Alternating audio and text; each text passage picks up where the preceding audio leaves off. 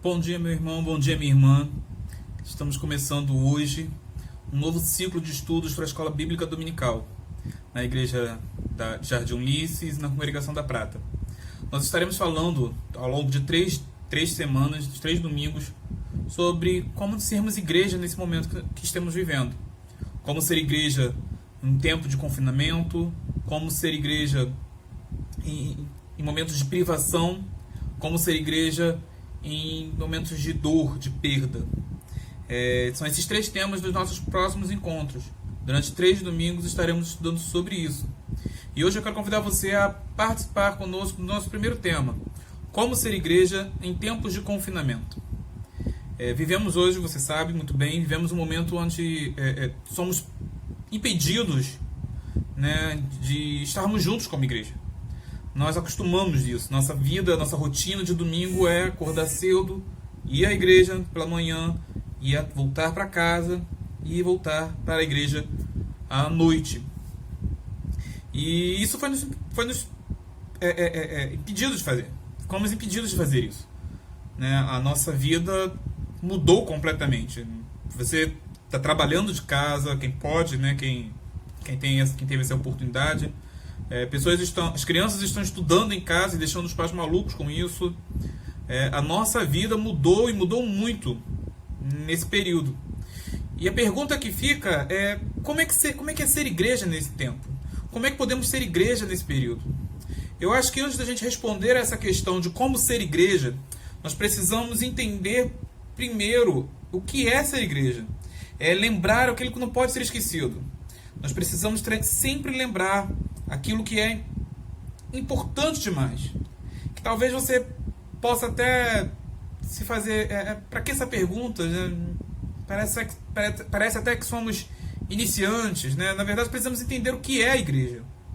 Vamos lembrar disso. Vamos fixar nisso. O que é ser igreja? Antes da gente começar a falar do ser igreja em outros momentos.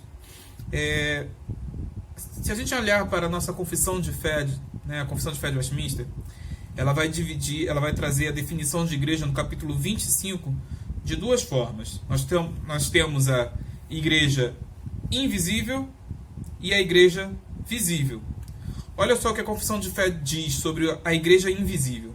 Ela diz que a igreja invisível consta do número total dos eleitos que já foram, dos que agora são e dos que ainda serão reunidos em um só corpo sob Cristo, seu cabeça.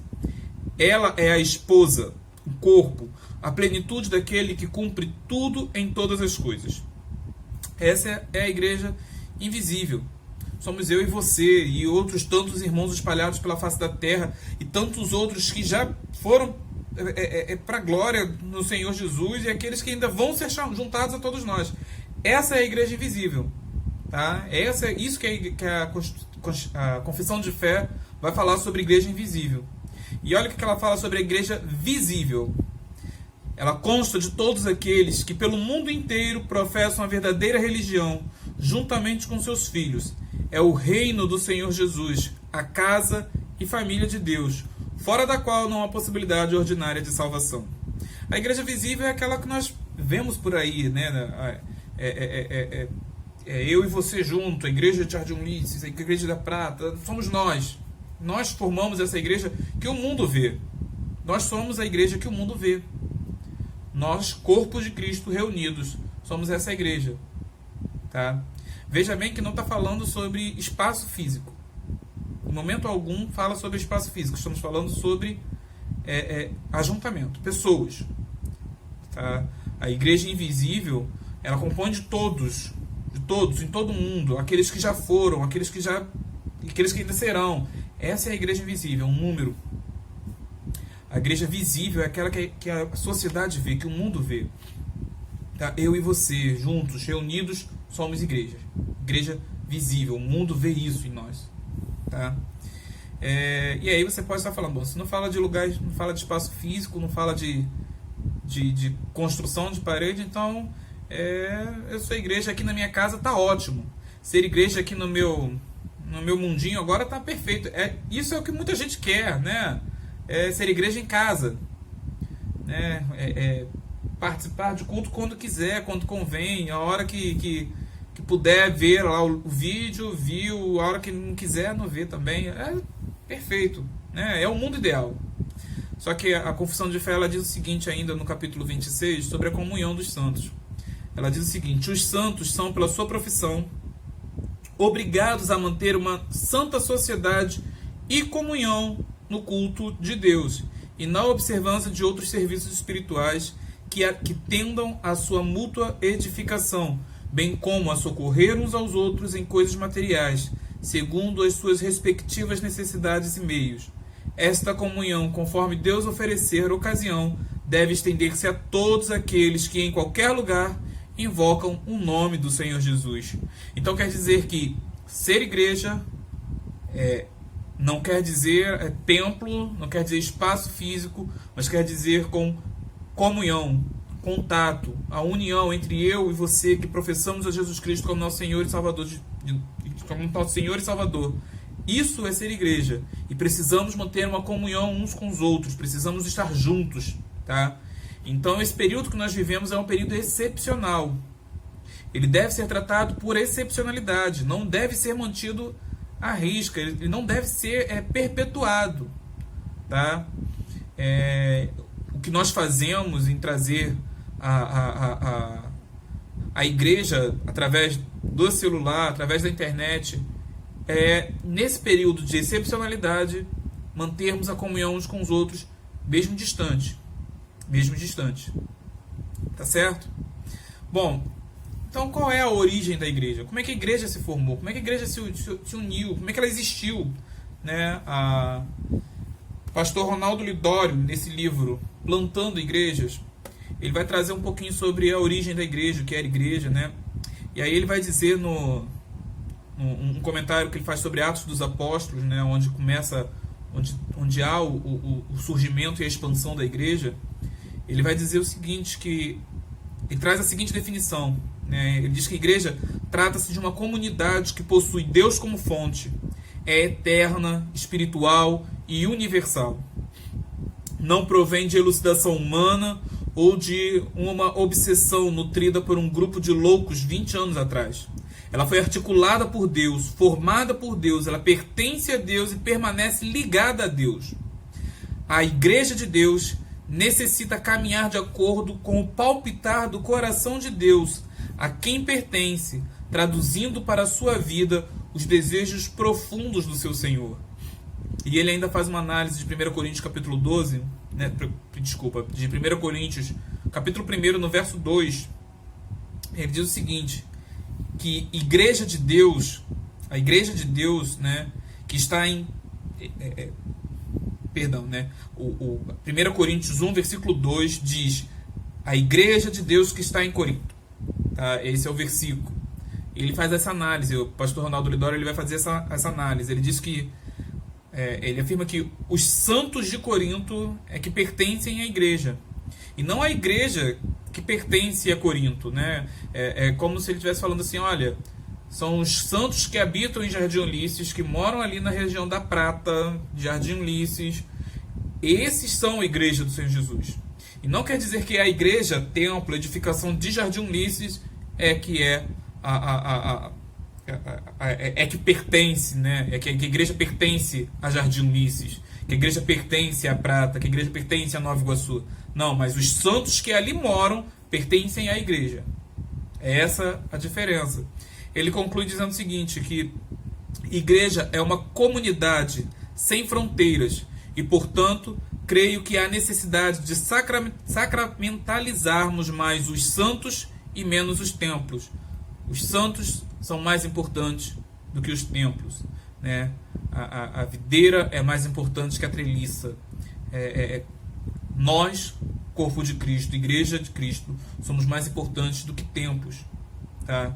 Então, se estamos impedidos de ir a templos, continuamos sendo igreja. Se estamos impedidos de reunirmos em templos, continuamos reunidos como igreja dentro de casa, tá? É assim que funciona a igreja. Um outro livro, né, Ministério segundo o Novo Testamento, de Derek Tidball, ele vai analisar a primeira carta de Pedro, né? E aí ele vai trazer a identidade da igreja. Nós vimos na primeira parte com o Ronaldo Lidório que a igreja ela se origina em Cristo, ela é de Deus, ela permanece de Deus e ela deve servir a Deus. E a identidade da igreja, ele vai falar o seguinte, analisando a primeira carta de Pedro. Ele diz o seguinte: eles podem se sentir exilados, mas na realidade eles são os eleitos de Deus. Eles podem ser desprezados no mundo presente, mas são, na verdade, um povo com uma esperança viva, com uma herança ainda a ser revelada. Eles são constitucionalmente chamados para viver uma vida santa, e como um povo separado dos outros, inevitavelmente, não vão se conformar às normas convencionais e formas de pensamento. As mentes deles não estão postas em ganhos de curto prazo, mas em realidades eternas. Como um povo nascido de novo, que começou a provar da bondade do Senhor, eles são chamados a uma vida eticamente pura. A cultura hospedeira deles pode detestá-los, mas aos olhos de Deus são raça eleita, sacerdócio real, nação santo, povo de propriedade exclusiva de Deus, com a missão no mundo de declarar as virtudes de Deus. Tá? Essa é a identidade da igreja. É isso que nós somos. Sempre quando você ouvir falar sobre isso é igreja, isso é ser igreja, está se referindo a você, está se referindo a mim, está se referindo a nós, povo de Deus. Nós somos igrejas e essa é a nossa identidade. Nós não, como ele diz aqui, a cultura onde nós estamos inseridos pode nos detestar, mas nós sabemos que nós somos povo santo, nós somos raça eleita, nós somos propriedade exclusiva de Deus. É assim que nós temos. Enquanto todo mundo mira a recompensa, o benefício aqui, agora, nesse momento, quer o ganho a qualquer custo, aqui, agora, a nossa visão está voltada para o futuro. A nossa mente, o nosso ganho está em Cristo, na volta dele, quando ele reunirá todos nós novamente, a sua igreja invisível. É isso que essa é a nossa identidade, essa é a diferença. Essa é a nossa diferença diante do mundo. É assim que o mundo tem que nos enxergar. Bom, então nós vimos o que é a igreja. Nós vimos o que é a igreja. Talvez você já tenha falado assim, eu já estou cansado de saber. Pode ser, mas às vezes nós precisamos lembrar dessas coisas. Às vezes nós, com o passar do tempo, nos esquecemos disso. Isso é ser igreja. Eu e você somos igreja. Mais do que aquela placa que está lá na frente da nossa igreja. Igreja Presbiteriana de Jardim Ulisses. Mais do que a placa que está lá na frente da Congregação Presbiteriana da Prata. Ali está o povo santo de Deus reunido naquele local. O povo santo de Deus da Prata se reúne naquele local. O povo santo de Deus de Jardim Ulisses se reúne naquele local. Aquilo ali é o local da reunião, é o local da comunhão dos santos de Cristo. Mas a igreja é mais eu e você. Está mais para os santos, do que para os templos. Então nós precisamos agora definir o seguinte. Como então ser igreja longe da igreja? Como ser igreja longe da igreja? Talvez essa pergunta seja um pouco complicada. Talvez você tenha se pensado e parado um pouco para pensar sobre isso. Se você tiver um tempinho e começar a refletir sobre isso, você pode tentar buscar entender o que é ser igreja longe da igreja.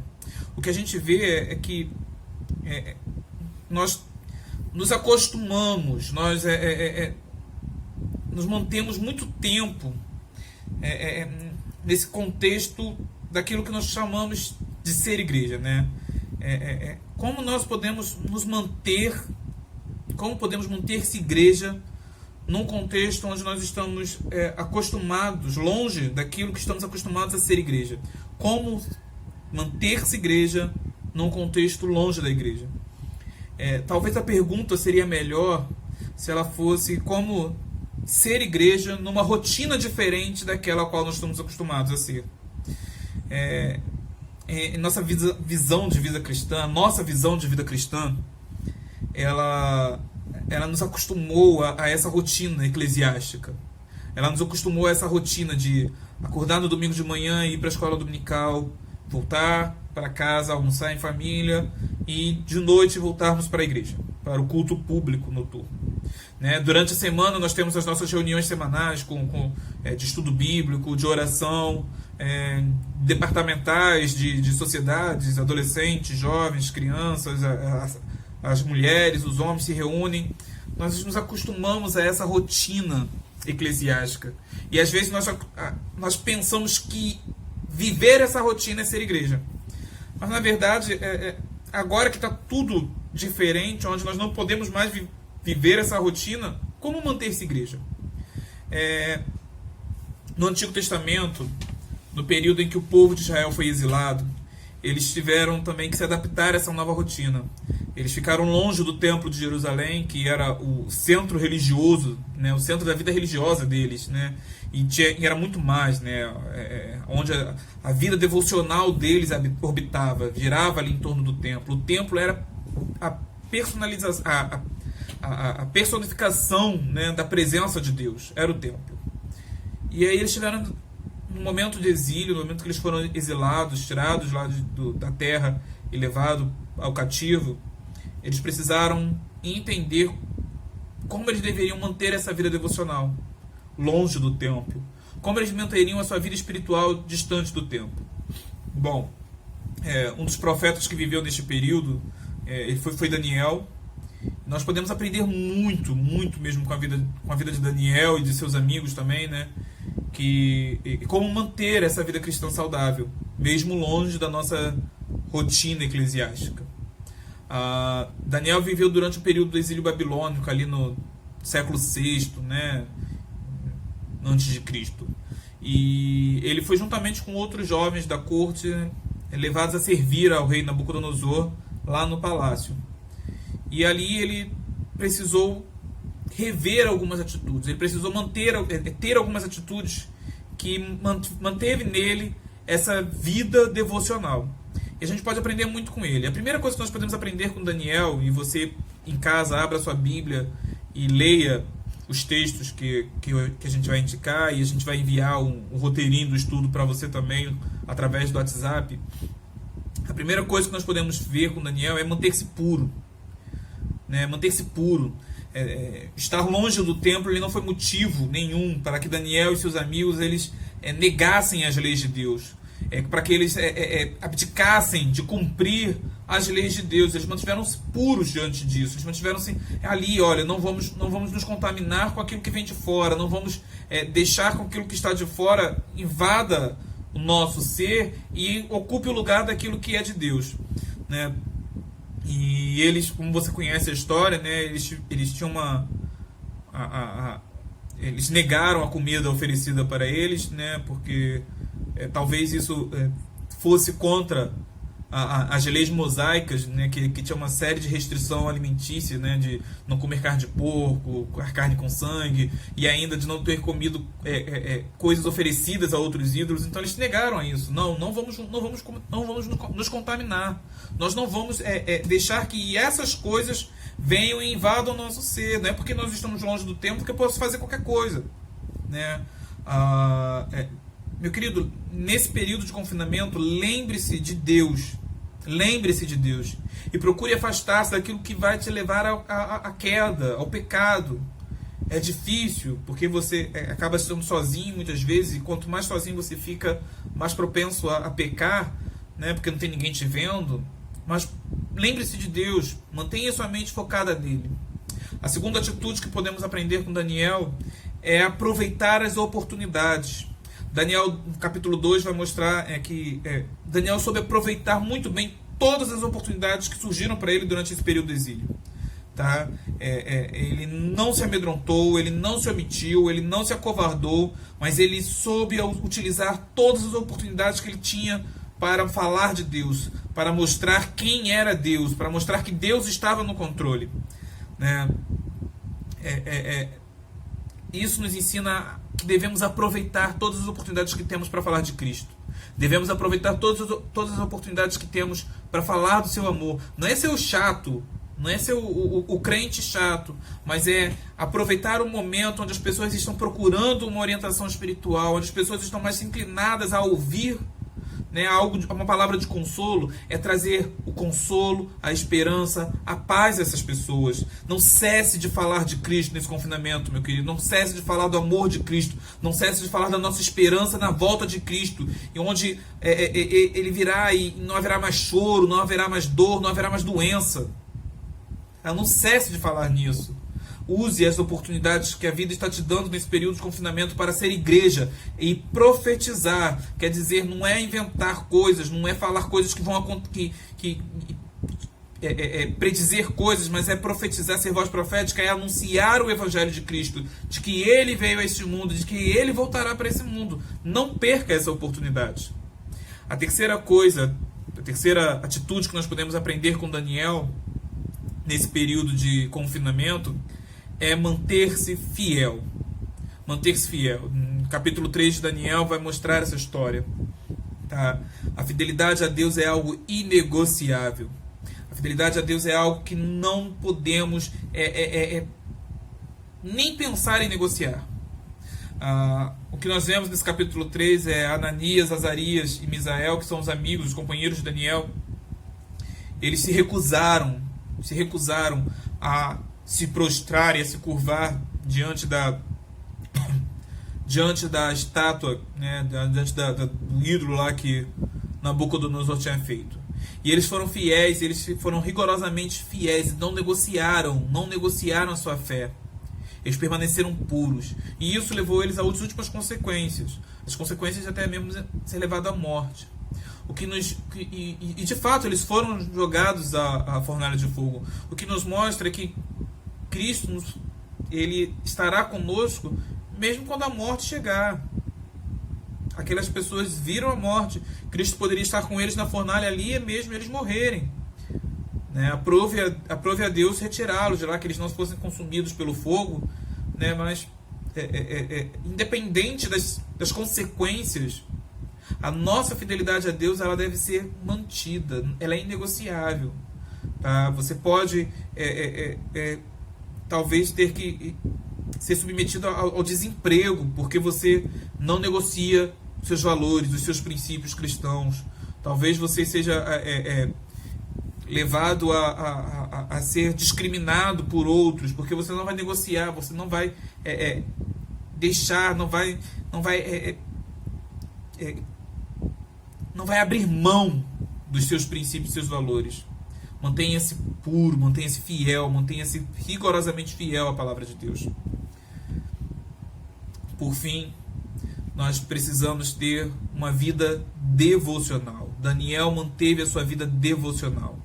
Tá? Lá em Daniel 6 você vai ver isso. Tá? Que mesmo longe do templo, mesmo longe da sua rotina religiosa, Daniel orava 3 vezes ao dia ao seu Senhor dentro da sua casa, em seu quarto. E mesmo quando isso lhe foi proibido, ele ia e orava ao Senhor. Manter vida devocional talvez seja o mais difícil que nós podemos encontrar nesse momento de quarentena, né? Onde tirar um tempo para ler a Bíblia, meditar na palavra de Deus, louvá-lo, parece, embora tenhamos muito tempo, parece que é algo tão difícil abrir mão de alguma coisa para ter esse momento devocional com Deus. Cultive esse tempo de oração. Cultive esse tempo de louvor e meditação na palavra de Deus, mesmo longe dos períodos do culto. Muitas vezes nós estamos acostumados a ler a Bíblia apenas quando vamos à igreja, apenas quando vamos à escola dominical, apenas quando o pastor nos manda abrir a Bíblia para fazer a mensagem. Cultive uma vida devocional. Se você quer ser igreja nesse período de confinamento, talvez você precise olhar mais para o povo de Israel que foi cativo e teve que aprender a se humilhar, aprender a pedir perdão a Deus por todos os erros, que teve que aprender a viver uma vida de comunhão, mesmo longe do templo. Tá? E podemos aprender com Daniel isso, como ser igreja no confinamento. Mantendo-se puro, aproveitando as oportunidades, mantendo-se fiel e tendo uma vida devocional a Deus. Isso é ser igreja. Ser igreja está muito mais ligado a mim, a pessoa, a nossa comunhão dos santos, do que ao templo, do que ao lugar. Ser igreja está mais relacionado às minhas atitudes como corpo de Cristo do que a minha rotina eclesiástica. Essa é a nossa visão. Tá? Faça as leituras bíblicas que serão indicadas para você, que serão enviadas para você via WhatsApp. Leia e medite na palavra de Deus. E aguarde. Esperamos você no próximo domingo para o próximo tema, né? Ser igreja em tempos de privação. Ser igreja em tempos de privação. Deus te abençoe e até lá.